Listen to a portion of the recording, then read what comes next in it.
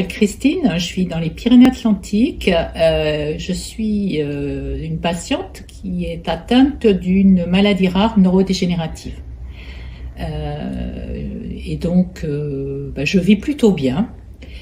J'ai plutôt une belle vie et je suis mamie de 2 merveilleuses petites filles que je vois grandir.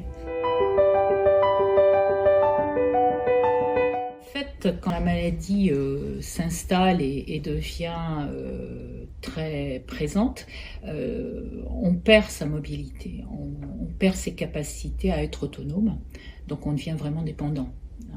Alors ça commence par les pieds, ça monte dans les jambes, et puis parfois ça peut même aller jusqu'à des atteintes au niveau des mains. Donc on devient dépendant. Pour moi, ça s'est traduit que je ne marchais, j'avais besoin d'aide pour les actes quotidiens, la toilette, je ne pouvais plus faire mes courses, et puis surtout j'ai été obligée d'arrêter de travailler puisque je ne tenais plus sur mes jambes.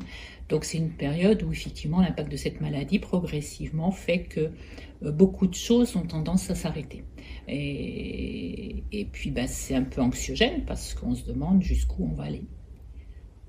Aujourd'hui, je peux dire que j'ai retrouvé complètement mon autonomie. J'ai retrouvé 80% de mon autonomie. Oui, j'ai quelques séquelles, mais j'ai une vie qui est quasi normale. Alors, ces dons de plasma, c'est vital pour moi parce que tout simplement, je n'ai pas d'autre traitement possible. Comme je l'ai dit, c'est une maladie rare. Pour l'instant, c'est une maladie, comme toutes les neuropathies des immunitaires, qui n'ont pas encore de traitement. D'abord, elles sont mal connues, elles sont difficiles à diagnostiquer, et notre chance, c'est d'avoir une possible réponse et une amélioration de notre état grâce à des protéines humaines. Voilà. Donc c'est vital, pourquoi? Parce qu'il y a 6 ans, je ne marchais pratiquement plus. Petit à petit, on a mis en place les perfusions d'immunoglobulines, qui sont les protéines issues du plasma. Et au fil des mois, petit à petit, j'ai commencé à retrouver une certaine sensibilité. Puisqu'en fait, avant, j'avais perdu toute sensibilité entre le genou et le bout des orteils. Et quand je me mettais debout, j'avais l'impression de marcher sur du vide. Ce qui faisait que je sollicitais de moins en moins mes muscles, que j'avais une atrophie musculaire, que je perdais l'équilibre, et c'est comme ça que j'en suis devenue à être complètement dépendante. Donc progressivement, tous les mois, j'allais au CHU, faire des perfusions d'immunoglobulines pendant 5 jours. Il n'y a pas eu de résultat les 2 premiers mois, en fait. Parce qu'en fait, les immunoglobulines ce sont des anticorps sains qui vont contrer les anticorps qui agressent mon système nerveux, et progressivement, les immunoglobulines vont améliorer les choses jusqu'à essayer de réparer les lésions qui sont sur ces fibres musculaires.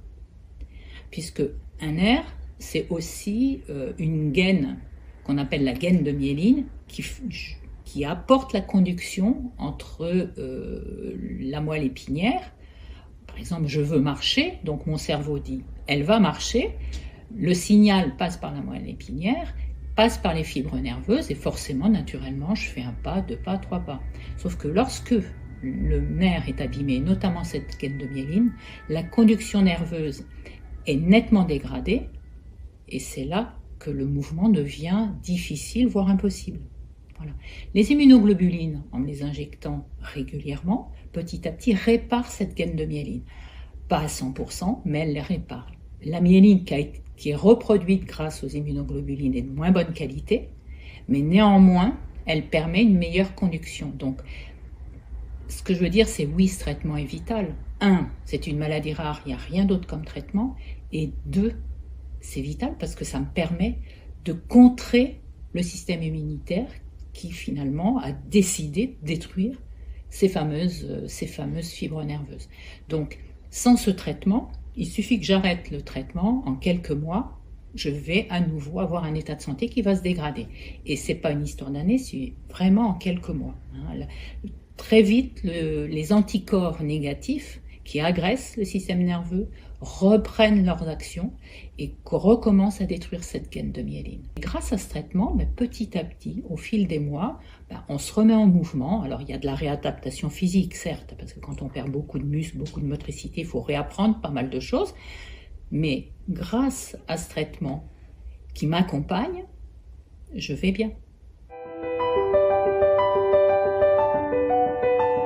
Les dons, ils sont vitaux aussi parce que je consomme des immunoglobulines. Alors, pour avoir des immunoglobulines, comme je vous le disais, protéines issues du plasma, ça veut dire qu'il faut des donneurs de sang et de plasma. Et on est 500 000 patients à avoir besoin de ces protéines humaines. Donc, par exemple, pour moi, il me faut une perfusion avec 30 grammes d'immunoglobulines par semaine.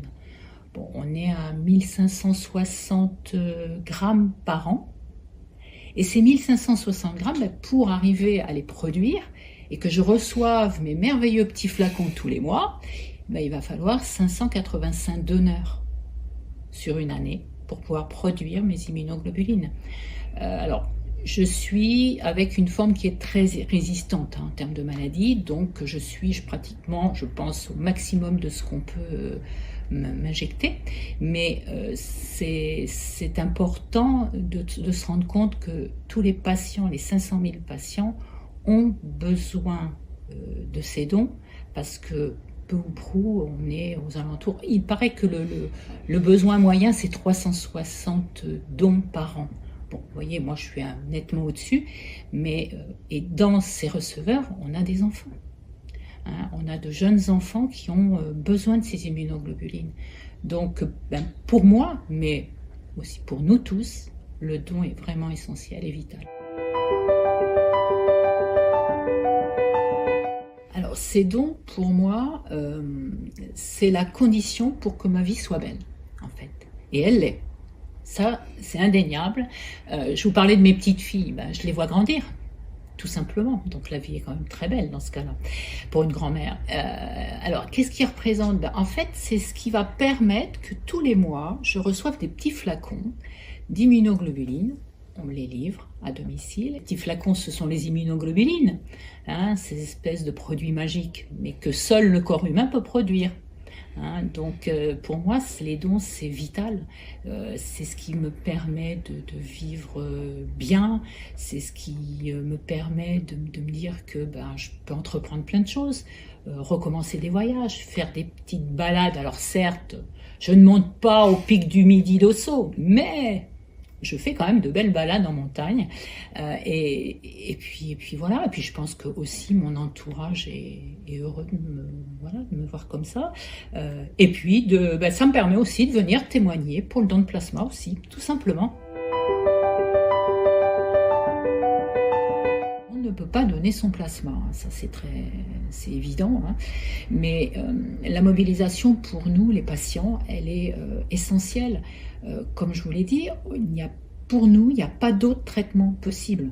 Donc, pas de donneur, pas de traitement. Et puis, la France est très dépendante malgré tout par rapport à l'importation des immunoglobulines. On dit que c'est aux alentours, notre dépendance est aux alentours de 65%.